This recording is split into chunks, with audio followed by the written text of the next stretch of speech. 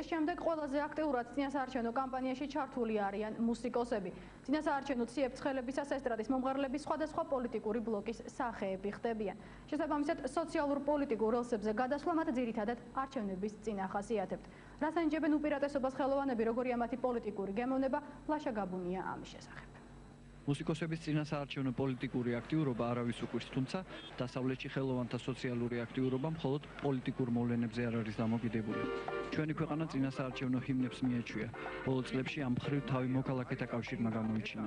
კომპოზიტორ ჯემალ სეფიაშვილის სიმღერამ გიხაროდენ ამ პარტიის წარმატებაში საკმაოდ დიდი როლი შეასრულა. არსებობს ორნაირი სოციალური მუსიკა, იცით, არსებობს იმედის მომცემი, ანუ ის მუსიკა, რომელიც ხალხს კიდევ ერთხელ კი არ უხეთხავს გულს იმაზე თუ რა ხდება ჩვენთან და როგორია ჩვენი ცხოვრება.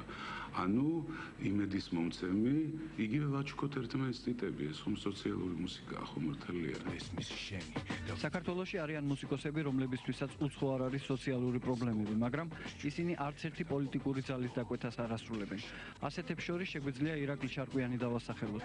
მისი აზრით, საქართველოში სოციალური მუსიკის შექმნის მცდელობა რამდენიმე ქართველ შემოქმედს ჰქონდა.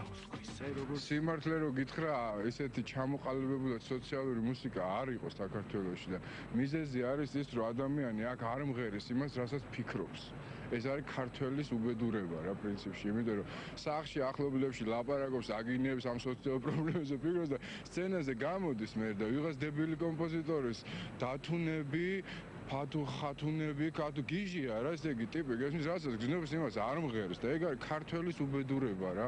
ანუ უკულტურობაა ეს ფაქტობრივად. პოლიტიკური დაკვეთების შესრულება კომპოზიტორ ჯემალ სეფიაშვილს არ ეთაკილება.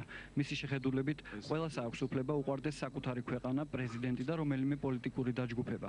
კომპოზიტორი არ უარყოფს, რომ ჰიმნი გიხაროდენ, სახელმწიფო ბლოკმა დაუკვეთა და ამჯერადაც აპირებს ახალი, ოპტიმისტურად სოციალური ხასიათის მქონე ჰიმნის დაწერას. საქვეყნოთ არის ცნობილი, რომ ეს სიმღერა მე რასაკვირველია დამიკვეთეს, მე სრულებით არ მეთაკილება ის, რომ მე მხარს უჭერ საქართველოს პრეზიდენტს, საქართველოს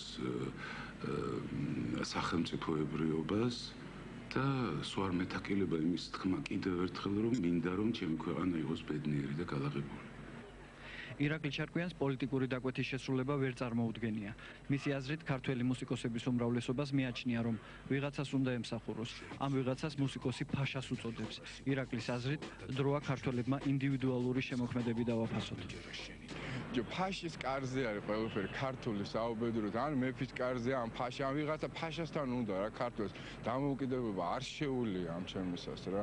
სადაც ვცდილობთ, მაგრამ ხო ხედავ, ეხა ისე ის არ იქნება ფაშა, არ იქნება რუსი, ვიღაცის ქვეშ უნდა ყოფნა, აქაურ მომღერალს არ შეუულია, დამოუკიდებლობა აქ არ შეუულია, ხალხ ფსიქოლოგიურად, გესმით, ფაშა ჭირდება, რომ ვიღაცის კარზე უნდა იყოს ღეროდეს, პარტია იქნება ეს თუ რა იქნება, ჩორტი ოდნავ. გასული საუკუნიდან მოყოლებული თანამედროვე მუსიკას სოციალური დატვირთვაც აქვს.